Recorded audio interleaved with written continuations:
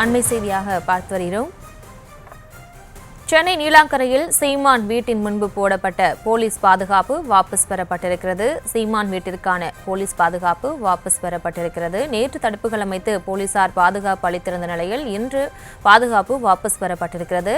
விவரங்களோடு இணைகிறார் செய்தியாளர் சுமன். சுமன், வணக்கம். விவரங்களை வழங்கலாம். வணக்கம். அதாவது தந்தை பெரியார் குறித்து நாம் தமிழர் கட்சியின் ஒருங்கிணைப்பாளர் சீமான் நேற்று முன்தினம் செய்தியாளர் சந்திப்பின் போது ஒரு சர்ச்சை ஒன்றை பேசியிருந்தார். அதாவது பாலியல் இச்சையை தாய் மகளுடன் தீர்த்துக் கொள்ளலாம் என்று கூறியவர் பெரியார் என்றும் பேசினார்.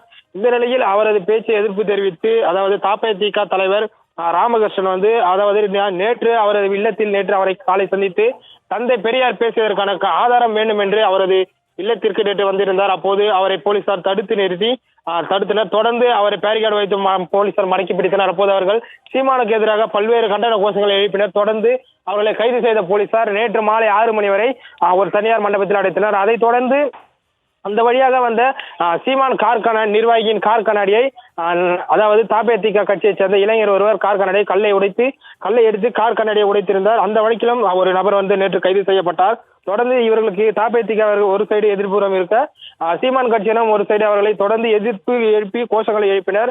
தொடர்ந்து இவர் தற்போது நேற்று இரவு முதல் போலீசார் பாதுகாப்பு பணியில் சீமான் வீட்டிற்கு வழங்கி வந்தனர். தற்போது போலீஸ் பாதுகாப்பானது வாபஸ் பெறப்பட்டிருக்கிறது. இருந்தாலும் சீமான் வீட்டிற்கு செல்லும் வழியில் பேரிகார்டுகள் தடுப்புகள் தொடர்ந்து அந்த இடத்தில் வைக்கப்பட்டது. தற்போது வரைக்கும் அதே இடத்தில் இருக்கிறது. ஒரு போலீஸ் வாகனமும் எந்த ஒரு போலீஸ் அதிகாரியும் இல்லாமல் போலீஸ் வாகனம் மட்டுமே சீமான் வீட்டிற்கு வாசலில் வெளியே நின்று கொண்டிருக்கிறது.